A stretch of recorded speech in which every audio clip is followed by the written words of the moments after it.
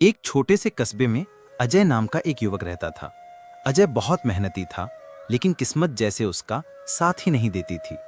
कभी नौकरी हाथ से निकल जाती, कभी व्यापार में घाटा हो जाता। एक एक करके उसके सारे सपने टूटते चले गए। धीरे धीरे वो अंदर से टूटने लगा। उसे लगने लगा कि शायद उसकी जिंदगी कभी सही नहीं होगी। एक दिन वो नदी किनारे बैठा, बहुत उदास था। अचानक उसकी नजर पास बैठे एक बुजुर्ग घड़ी साज पर पड़ी। बुजुर्ग अपनी पुरानी घड़ी ठीक कर रहे थे। अजय ने उनसे पूछा, बाबा, ये घड़ी कितनी पुरानी है, फिर भी आप इसे क्यों सुधार रहे हैं?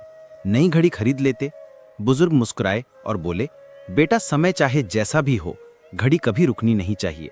टूटी हुई सुइयां भी ठीक की जा सकती हैं, बस हिम्मत रखनी चाहिए। जिंदगी भी ऐसी ही है, बुरा समय आया है तो जाएगा भी, लेकिन अगर तुम रुक गए तो समय आगे निकल जाएगा। अजय ने ध्यान से उनकी बात सुनी।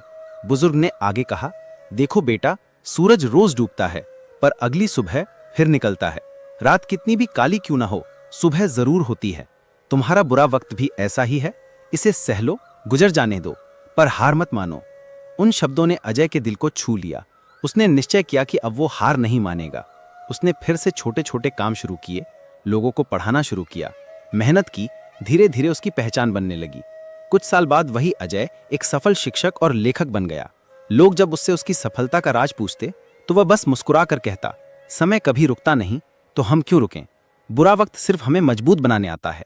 इस कहानी से हमें यही सीख मिलती है कि बुरा समय कभी स्थायी नहीं होता। अगर हम धैर्य और हिम्मत से मेहनत करते रहें तो समय जरूर बदलता है। जैसे घड़ी की सुइयां हमेशा आगे बढ़ती हैं, वैसे ही जिंदगी भी आगे बढ़ती है। जो इंसान मुश्किलों में टूट जाता है वो समय से हार जाता है, और जो इंसान मुश्किलों में भी खड़ा रहता है, समय एक दिन उसकी जीत की सवाही देता है।